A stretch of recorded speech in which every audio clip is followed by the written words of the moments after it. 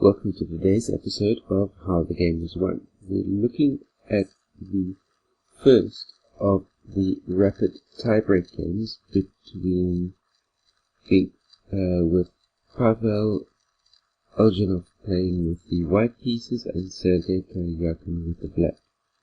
And without further ado, let's have a look at how this first of the rapid tiebreaks played itself out. Again with knight f3, knight f6, g3, c5, bishop g2, knight c6, castles, e5, e4, bishop e7, knight c3, d6, d3, castle, a4, knight b4.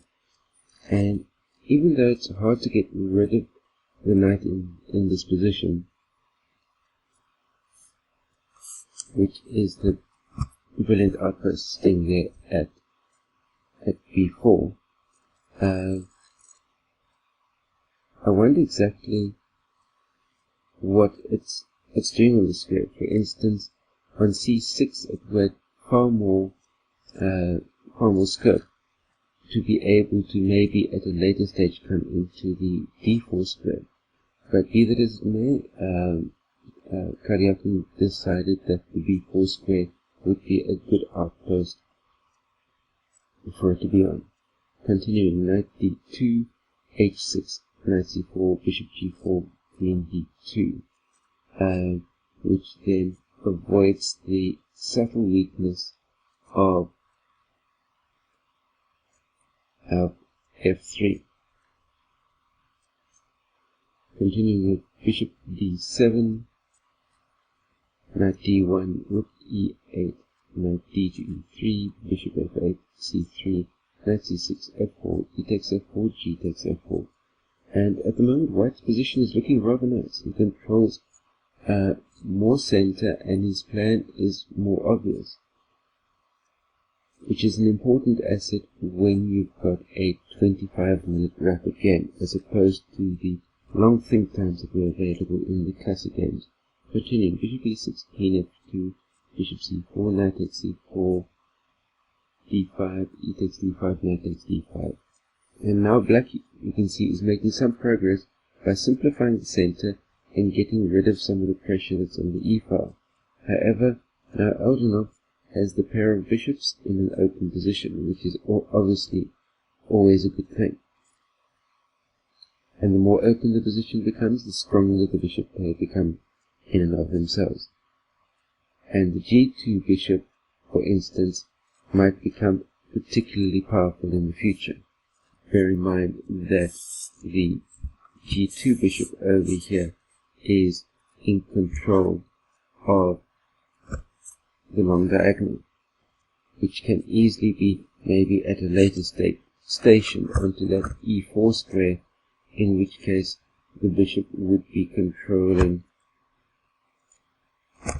two long diagonals and can be used to launch the attack both into the king and the queen side.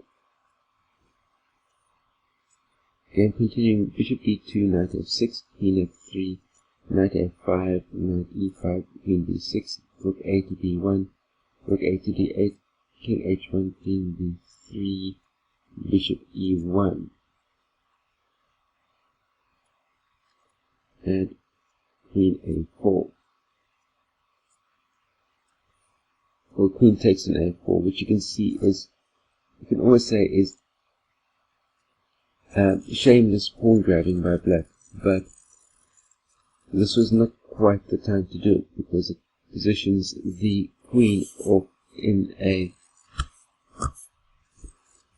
rather tenuous position out on the queen side of the board, and which means that if Eljanov comes and launches a strong attack onto the king side, the queen won't be able to get back across to defend. And bishop h4 is Eljanov's response, followed by rook d6 and rook a1. Now you can see that black's pieces on the queen side are all positioned rather awkwardly, and Eljanov is immediately exploiting this by building up pressure on the king side, which will be shortly followed, no doubt, by a breakthrough in the center. Continuing, queen d5, c4, queen a6, d4, rook takes d4. For instance, if white had played c takes d4, b4 would have been the option. And again, that's squeezing black out on the queen side as well, enjoying the spatial advantage on both sides of the board. But black played rook d4, allowing queen c3. For instance, here you can look at bishop takes on f6, gf6, rook takes a5, queen a5, queen g3, bishop g7, rook g1 is also a very decisive winning position for white to be in. And for that matter, after the g takes f6, queen g3 check, bishop g7, rook g1, f takes e5, lets the queen back into the game via the 6th rank, so which is obviously not an option that white would be looking for. Anyway, back to the game, and white played queen c3 immediately, allowing knight e4. For instance, a possibility for Karjakin could have been, for instance, b6, bishop takes f6, g takes f6, queen g3 check, bishop g7 with g1, which is a much easier to calculate version of what actually played itself out. So, after queen c3, knight e4, we get queen takes a5, queen takes a5, rook takes a5, which now with the queens off the board, the temporarily at the moment, the c5 square, c5 pawn is looking rather tenuous, but still white has way strong position as everything is opening up. We've got the bishop there, and things are looking really strong for white.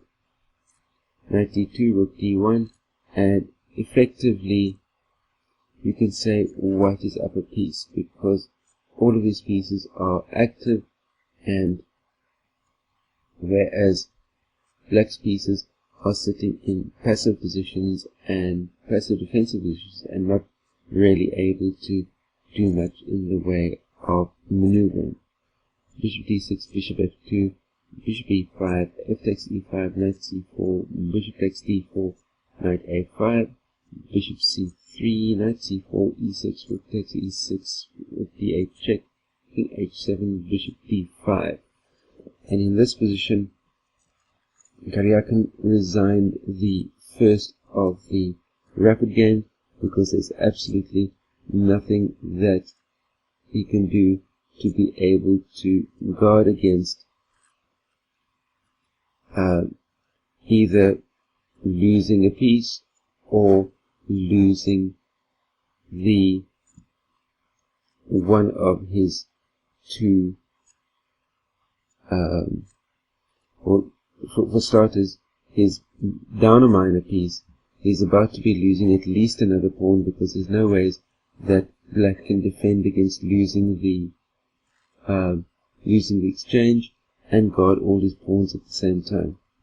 Because he's either going to lose the exchange or a second piece over here, so it's all over by the shot. And Karjakin resigned, which let him 1-0 down in the rapid tiebreak and giving himself a major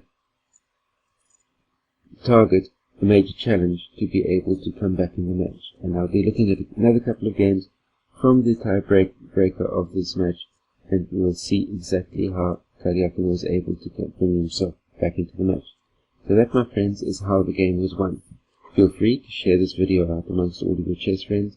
Don't forget to click the thumbs up button if you like the content, thumbs down if not, that way I know what to be doing in the future.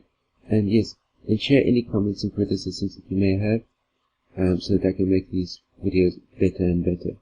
And last but by no means least, if you're watching this video within the YouTube channel, remember that down just below the screen is a big red subscribe button. Hit the subscribe button, that way you stay subscribed to my channel for all the new content that comes out on a day-to-day, week-to-week basis. Stay safe out there and stay carved up for the win. I'll see you next time.